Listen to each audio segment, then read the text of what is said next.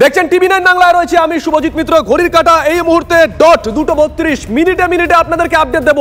Supreme কোর্টে একটু পরেই শুরু হবে এসএসসি চাকরি বাতিল মামলা শুনানি।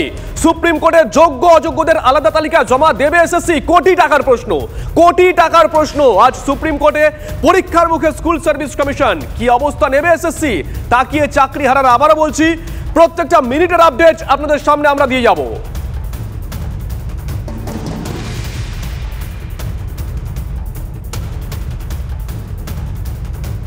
দেখুন, এই কেসটা এখন সুপ্রিম কোর্টে গেছে, 2016 প্যানেলের কেসটা। ওনারা অযোগ্য বলেননি, ওনারা বলছেন বিতর্কিতদের একটা লিস্ট আমরা দেব। কিন্তু আপনাদের তো কাজ ছিল যোগ্যদের বিচার করা, যোগ্যতা বিচার করার। অযোগ্যতা বিচার করার তো আপনাদের কাজ ছিল না। এসএসসি তো যোগ্যতা বিচার করার জায়গা। তাহলে আপনারা যোগ্যতা বিচার করে যোগ্যদের লিস্ট কেন দিচ্ছেন না? আপনারা যোগ্য অযোগ্যদের কেন মিশিয়ে রাখতে চাইছেন? কেন যোগ্যদের মাথাতেও কলঙ্কের দাগটা লাগিয়ে রাখতে চাইছেন? আমরা আশা করব এসএসসি যারা আমাদের নিয়োগকর্তা, যারা ঘুষের বিনিময়ে চাকরি পেয়েছে, তাদেরকে অবিলম্বে স্যাক করে আমরা যারা নিজের মেধায় চাকরি পেয়েছি, আমাদের বিদ্যালয়ে অবিলম্বে পুনর্বহালের ব্যবস্থা করুক। এটা কখনোই সত্য নয় যে যারা চাকরি করছেন তারা সবাই অযোগ্য। তাদের একটা বড় অংশ যোগ্য, সে 30% হোক আর 50% হোক আর 70%।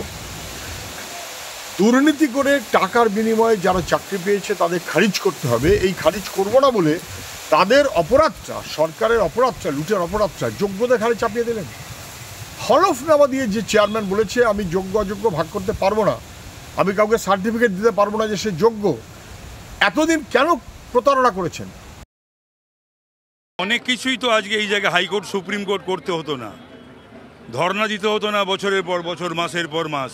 যোগ্য প্রার্থীদের, অযোগ্যরা চাকরি করছে, শিক্ষকতা করছে। তাও আবার চাকরি মানে সমাজ গড়ার কাজ, শিক্ষক মানে মানুষ গড়ার কাজ। সেই কাজগুলো করাচ্ছে বিক্রি করে, চাকরি চুরি, চাকরি বিক্রি করে চালাচ্ছে। হাইকোর্ট সুপ্রিম কোর্ট করতে হচ্ছে। এই অবস্থায় এলো কেন, গেল কেন? এর জন্য দায়ী কে? এর জন্যে তৃণমূল সরকার 100% দায়ী। ব্যাপারটা হিয়ারিং হবে, আজকে একটা শুনানি আছে। আগের দিন একটা শুনানি হয়েছে, তারপরে আজকে এটা অ্যাডজার্ন হয়েছিল আজকে অবধি।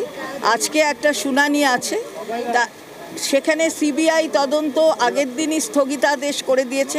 মনে রাখবেন, এই শুনানিটা একটা অন্তর্বর্তী শুনানি হয়, ফাইনাল শুনানি এর পরে হয়। আবার আজকে শুনানি আছে। দেখুন, আমাদের যথেষ্ট আস্থা আছে মাননীয় সুপ্রিম কোর্টের ওপর। আমরা দেখব কি বলছেন সুপ্রিম কোর্ট।